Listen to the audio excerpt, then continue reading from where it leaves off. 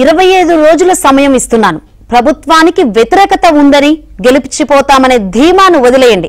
వైసీపీపై వ్యతిరేకతను తీవ్ర స్థాయిలో ఉన్న మీ అభ్యర్థిత్వాన్ని జనం పరిగణలోకి తీసుకుంటారు.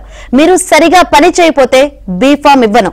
వేరే వాళ్ళు చాలా మంది ఉన్నారని, ప్రజల ఆశయాలు అభిమతానికి అనుగుణంగా అందరూ నడుచుకోవాలని చంద్రబాబు అభ్యర్థులను హెచ్చరించారు. సీటు వచ్చిన గర్వం వద్దని, పార్టీలోని నేతలతో పాటు బీజేపీ, జనసేన నేతలను కలుపుకొని వెళ్లాలని టీడీపీ అధినేత సూచించారు.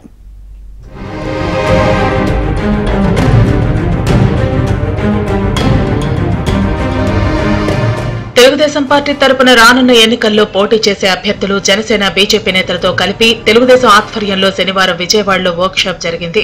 ఈ వర్క్ షాప్ లో తెలుగుదేశం అధినేత చంద్రబాబు నాయుడుతో పాటు Janasena political affairs committee chairman Nadendla Manohar, BJP క్రమశిక్షణ కమిటీ చైర్మన్ పాక సత్యనారాయణ, బీజేపీ రాష్ట్ర మీడియా ఇన్ఛార్జ్ పాతూరి నాగభూషణంలు ఈ సమావేశంలో పాల్గొన్నారు. తెలుగుదేశం, జనసేన, బీజేపీ అభ్యర్థులు నామినేషన్లతో పాటు ప్రచారంలో కూడా అన్ని రకాల జాగ్రత్తలు తీసుకోవాలని సూచించారు. ప్రధానంగా భవిష్యత్తుకు గ్యారంటీ పథకాన్ని శంకారావం పేరిట ఇంటింటికి తీసుకువెళ్లాలని, క్లస్టర్ల వారీగా సమావేశాలు నిర్వహించడంతో పాటు ఓటర్ల జాబితాను జాగ్రత్తగా పరిశీలించాలని ఆదేశించారు.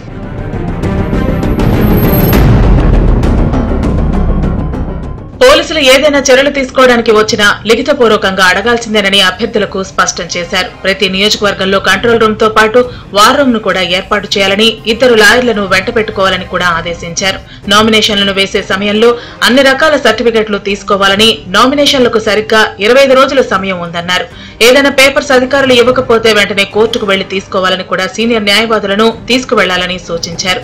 పూర్తి చేసిన నామినేషన్ ను పార్టీ కేంద్ర కార్యాలయానికి తీసుకువచ్చి చూపించాలని, కేంద్ర కార్యాలయంలో 60 మంది న్యాయవాదులు సిద్ధంగా ఉన్నారని చంద్రబాబు స్పష్టం చేశారు. డమ్మి అభ్యర్థులను కూడా టీడీపీ పేరుతో నామినేషన్లు వేయించాలని స్పష్టం చేశారు. నేను చెప్పవలసిన విషయాలని చెప్పి ప్రజలను సమాయత్తం చేస్తాం. అదే సమయంలో మిమ్మల్ని కూడా కోరుతున్నాం. ఈ రోజు నుంచి మీ అందరికీ ఒక టైం టేబుల్ పెట్టుకున్నాం. మేమేం చేస్తున్నాం, మీరేం చేస్తున్నారో మీ అందరికి ఇచ్చిన తర్వాత మళ్ళా 1 నెల తర్వాత 25 రోజుల తర్వాత మళ్ళా ఇక్కడే సమావేశం అవుతాను. ఈసారి వచ్చినప్పుడు మీరు, మేము, జనసేన అభ్యర్థులు, బీజేపీ అభ్యర్థులు అందరం కూర్చుంటున్నాం. మళ్ళా సమీక్ష చేసుకుని ఎన్నికల బరిలో పోతున్నాం. మీరు ఈ నెల మాత్రం రావాడితే ఇమ్మీడియట్ గా మళ్ళా మీకు ఫోన్లు వస్తాయి. ఫోన్లు రావడే కాదు, నేను చేసే ప్రతి ఒక్క ప్రయత్నం మీరు గుర్తుపెట్టుకోండి. మేము చేసే ప్రయత్నాలు మీరు గుర్తుపెట్టుకోండి. ఈ ప్రయత్నాలన్నీ రాష్ట్ర శ్రేయస్సు కోసం, భవిష్యత్తు కోసం చేసే ప్రయత్నాలు. ఇక్కడ మాత్రం రాజీ ఉండదు.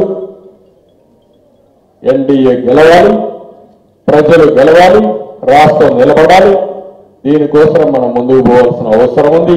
ప్రధాని సభలో భద్రతా లోపాలపై ఇప్పటికే ఫిర్యాదు చేశామని బీజేపీ నేతలు కూడా చెప్పారు. ట్రాఫిక్ ను క్రమబద్దీకరించకపోవడం, మైకులు సరిగ్గా పనిచేయకపోవడాన్ని నిర్వాహకులు ముందుగానే గుర్తించి ఉండాల్సిందని, దీనిపై పార్టీ నేతలు మరింత శ్రద్ధ పెట్టాల్సి ఉందని చంద్రబాబు వ్యాఖ్యానించారు. బహిరంగ సభలు ఏర్పాటు చేసిన సమయంలో ఎప్పుడూ ఇలా జరగలేదని, ఇక ముందు అందరూ అప్రమత్తంగా ఉండాలని కూడా చంద్రబాబు సూచించారు. వాలంటీర్ వ్యవస్థపై అనేక మంది అభ్యర్థులు ఫిర్యాదు చేయగా వాలంటీర్ల వ్యవస్థకు వ్యతిరేకం కాదని, పార్టీ రహితంగా పనిచేస్తే స్వాగతిద్దామని కూడా చంద్రబాబు సూచించారు. అయితే ఎన్నికల సమయంలో వారు అధికార పార్టీకి అనుకూలంగా వ్యవహరిస్తే మాత్రం చర్యలు తప్పవని, క్రిమినల్ కేసులు పెట్టే అధికారం కూడా చట్టంలో ఉందని స్పష్టం చేశారు.